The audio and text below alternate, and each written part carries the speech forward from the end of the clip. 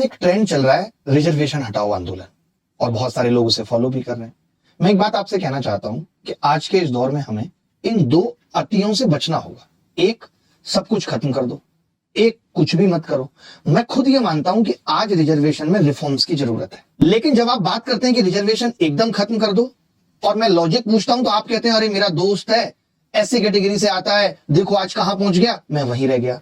मैं आपसे कहना चाहता हूं कि आपके 4 दोस्तों की स्थिति से इस देश की रिजर्वेशन व्यवस्था को निर्धारित नहीं किया जाएगा, इतना आप समझ लीजिए। मैं गांव से आता हूं और बुलंदशहर के गांव जो कि दिल्ली से मात्र 120-130 किलोमीटर दूर है, और मैंने खुद अपनी आंखों से वो दौर देखा है जब कमोड नहीं हुआ करते थे, पखाना होता था गांव में और हम लोग पॉटी के ऊपर पूरा परिवार कर रहा है और उस मल को हरिजन भाइयों के घर की महिलाएं लेकर जा रही हैं सिर्फ एक वक्त की रोटी के बदले। वो दर्द मैंने महसूस किया है कि उनके बच्चों को स्कूल में अलग बिठा दिया जाता था, जगह नहीं मिलती थी, उनकी बारातें गांव के बीच से नहीं गुजर सकती, वो गांव के सरकारी नल से पानी नहीं पी सकते, उनका घर गांव के बिल्कुल अंत में होगा और आज भी इसमें से 90% चीजें वैसी की ही वैसी हैं। सोचिए, जिस समाज ने किसी इंसान को जन्म के आधार पर सम्मान से वंचित कर दिया हो, क्या आप उस सामाजिक और मानसिक दूरी को, उस खाई को इतनी जल्दी पाट सकते हैं? नहीं, आज जरूरत है।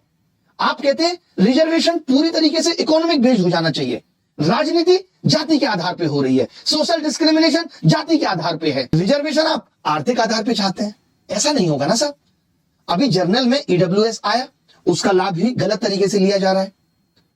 ओबीसी में क्रीमी नॉन क्रीमी लेयर का कॉन्सेप्ट आया, मैं मानता हूं एससी एसटी में भी क्रीमी नॉन क्रीमी लेयर का कॉन्सेप्ट आना चाहिए कि जो पीढ़ियां वर्षों से लाभ लेकर के समाज के एक उस स्तर पे पहुंच गई हैं, तो उनकी आगे आने वाली पीढ़ी को रिजर्वेशन से वंचित किया जाना चाहिए। तो आप ऐसे बात करिए कि रिजर्वेशन में सुधार की जरूरत है, आप कहें रिजर्वेशन हटा दीजिए, ये अन्याय होगा।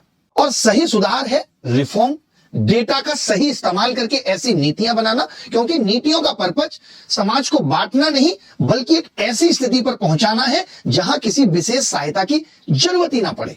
यह हम सबका उद्देश्य होना चाहिए। तो मैं ना तो यह कहता हूं कि रिजर्वेशन एकदम हटा देना चाहिए, बिल्कुल भी इसके पक्ष में नहीं हूं। रिजर्वेशन में सुधार की जरूरत है, यह मैं बिल्कुल